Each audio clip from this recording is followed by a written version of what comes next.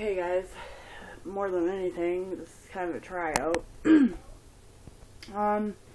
So I want to be a motivational speaker or a substance abuse counselor because I can relate to other addicts, I guess you could say. I'm still struggling. I'm not perfect, but it has gotten a lot better. I guess I'm going to start with growing up. My parents fought a lot growing up. I remember there being a lot of weed in the house, in and out.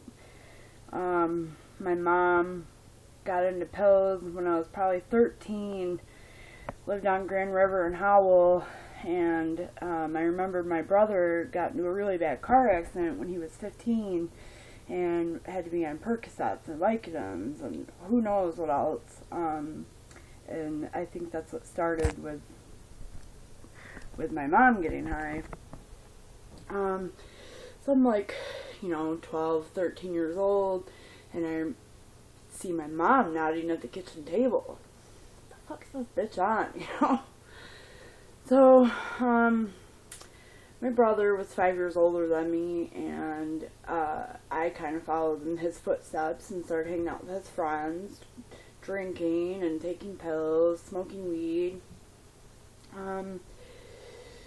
I freebased coke when I was 14 in my basement with people that I will not name. You know who you are. At that point, I was smoking weed a lot and taking pills before school. It's not cool, okay, you guys? Get an education. Anyway, I don't really remember how the crack and heroin came about, but I was 15 when it started, and it was bad. My parents were highly addicted, and it was never ending. It was like a fucking family adventure. Like, all four of us would get in the car, let's go to Detroit, let's go get high. Like it was cool or something. So, my dad left for another woman, and me and my mom were living out of vehicles, and I got taken away by the state. She got arrested in Detroit for possession of drugs, heroin, and my uncle had called CPS on me. So I went to juvie for 2.5 years, got my crap together for a minute. Well, I got out a couple months before I turned 18. Started drinking a lot, cutting myself, being promiscuous, like what probably any other 18-year-old would do, but growing up I didn't have a teenager life, so I guess whatever. So was still homeless for quite a few years, in and out of people's houses, couches, sleeping on porches, under trailers, whatever. So my my brother went to prison. He was gone for 2 years, and it was hard because I had always looked up to my brother. My brother got out, and my mom went in, and she did 2.5 years. While my mom was in prison, my brother died in 2009. It's a really rough time for me, because at that point I was pregnant with my first daughter, and I was dating Chris Lewis. Shortly after my brother had died, I had found him dead of an overdose about 7 in the morning. Just a bad morning. Bad event in general. I carry a lot of guilt because I think that I should have called EMS, and I didn't. But I'm trying to get over that. So Anyway, shortly after my brother had died, Chris started hitting me and beating on me and cheating on me. Well, I didn't quite know how to take it, so I started doing heroin. I was 21, and it had made me feel good. But, you know, it numbs the feelings for a while, I'm not gonna lie. But it just makes everything worse.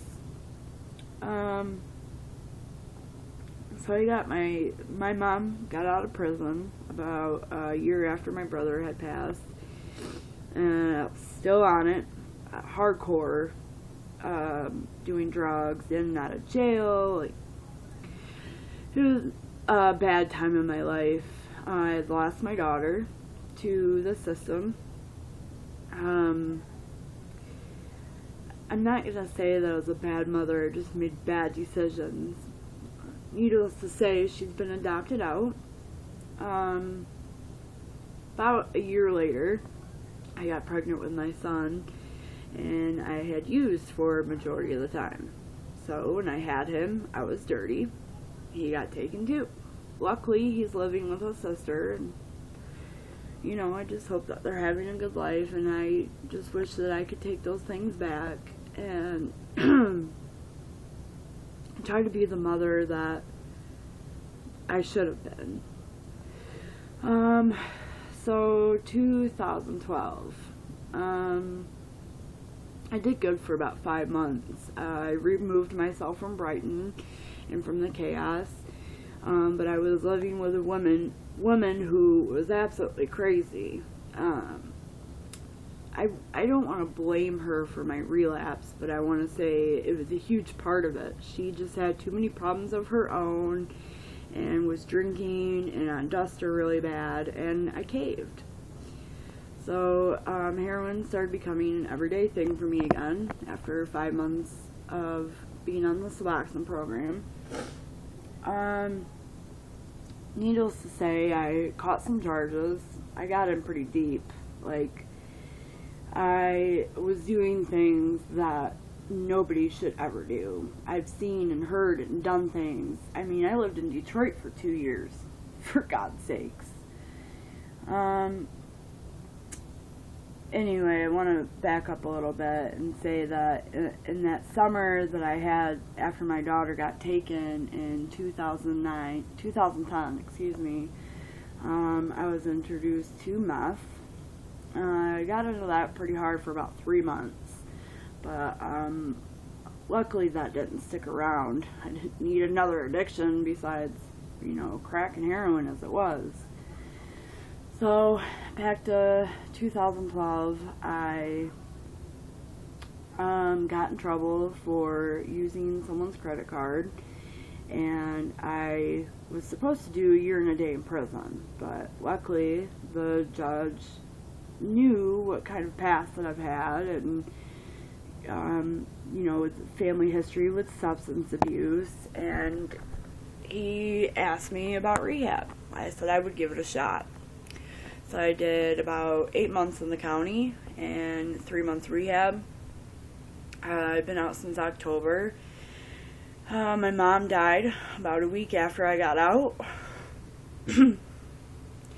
So, all from drugs. You know, everything that I've ever lost in my life was because of drugs. I'm telling you, it's not worth it. Just, if you're out there doing it now, just, I pray for every single one of you guys. This shit's a struggle.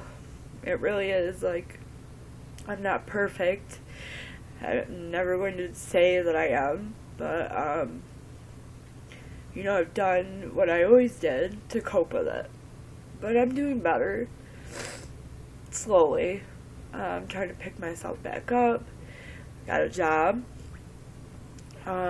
You know, I've got shelter right now, and I just try to be grateful for the little things in life. There's not a moment that goes by that I don't think about using, but I try to be strong and just think about everything that's ever taken away from me in my life. You know, my daughter Carly, my son Cash, my brother, multiples of friends, you know, Danny Pohl, Amber Theed, Jamie Valentine. You know, I've lost a lot of people in my life. Especially people that were important to me, my mom and my brother. So, I mean, what can I say? I'm a survivor.